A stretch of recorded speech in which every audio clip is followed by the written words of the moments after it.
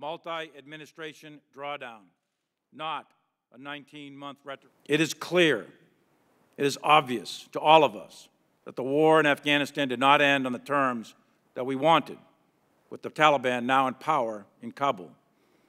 Although the NEO was unprecedented and is the largest air evacuation in history, it was a tactical, operational, and logistical success, evacuating 124,000 people. The war was a strategic failure.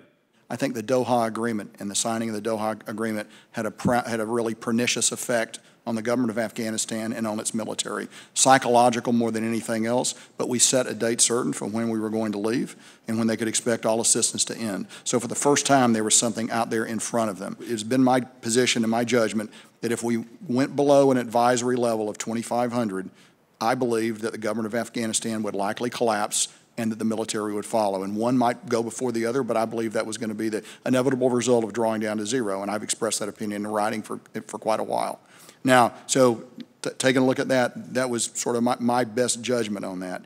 I believe that, so going below 2,500, I think, was the other sort of nail in the coffin, if you will, that allowed the Afghan government, that led to conditions where, first of all, we could no longer see what was happening to the force because our advisors were no longer down there with those units. As a part of that agreement, we agreed to cease conducting air operations against the Taliban.